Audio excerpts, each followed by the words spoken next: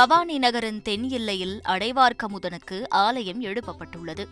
கூடுதுறையைச் சுற்றிலும் தெற்கே மங்களகிரி, வடக்கே வேதகிரி, கிழக்கே சங்ககிரி, நாதகிரி என்னும் 4 மலைகள் சூழ்ந்த சங்கமேஸ்வரர் கோவிலுக்கு பத்மகிரி என்ற பெயரும் உண்டு. தென்னகத்தின் காசி என்றழைக்கப்படும் இந்த ஆலயமானது காவிரி, பவானி, கண்ணுக்கு புலப்படாத அமுத நதி சங்கமிக்கும் இடத்தில் அமைந்துள்ளதால் இதற்கு திரிவேணி சங்கமம் என்ற பெயரும் உண்டு.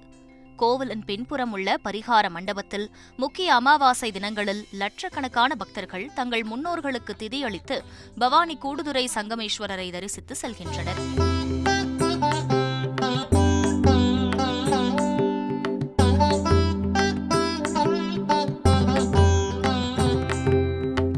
திருமண தோஷம் உள்ளவர்கள் இங்கே பரிகாரம் செய்து கூடுதுறை காவிரி ஆற்றில் புனித நீராடி சங்கமேஸ்வரரை வழிபட்டால் திருமண தடை நீங்கும்.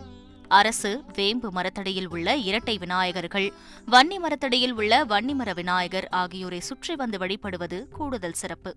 பவானி கூடுதுறையில் உள்ள இலந்தை மரத்தின் கீழ் சுயம்புவாக தோன்றி அருள் பாலிக்கிறார் சங்கமேஸ்வரர்.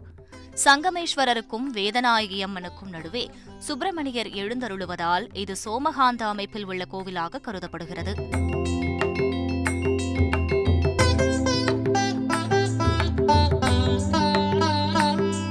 தேவார பாடல் பெற்ற 274 சிவாலயங்களில் பவானி சிவன் கோவில் 207வது தேவார தலம். தமிழகத்தின் பரிகார தலங்களில் பிரசித்தி பெற்ற இவ்வாலயத்தில் பிறப்பு முதல் இறப்பு வரை அனைத்து பரிகார பூஜைகளும் நடைபெறும். பவானி கூடுதுறையில் ஏராளமான சிவலிங்கங்கள் மண்ணிற்கு அடியில் புதைந்துள்ளன. அதனால் இந்த நகரின் மயானத்தில் எரிக்கப்படும் சடலங்களில் மண்டை ஓடுகள் வெடித்துச் சிதறுவதில்லை என கூறப்படுகிறது. ஆடிப்பெருக்கிற்கு முன்பாக பல நகரங்களில் கொண்டாடப்படும் தேங்காய் சுடும் திருவிழா பவானியில் கொண்டாடுவதில்லை எனவும் சொல்லப்படுகிறது. ஆடி 18 அன்று பவானி கூடுதுறை காவிரி ஆற்றில் நீராடும் புதுமண தம்பதிகள் பத்திரப்படுத்தி வைத்திருந்த தங்கள் திருமண மணமாலையை ஆற்றில் விடுவது வழக்கம். இந்த ஆலயம் காலை 5:30 மணி முதல் மதியம் 1 மணி வரையிலும், மீண்டும் மாலை 4 மணி முதல் இரவு 9:30 மணி வரையிலும் பக்தர்களுக்காக திறந்திருக்கும்.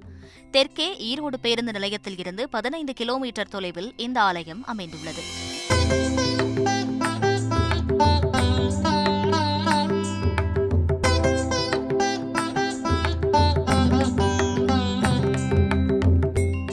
திரிவேணி சங்கமத்தில் மூழ்கி எழுந்து சங்கமேஸ்வரரை வணங்கி செய்த பாவங்கள் போக்கி வாழ்வில் வளம் பெறுவோம்.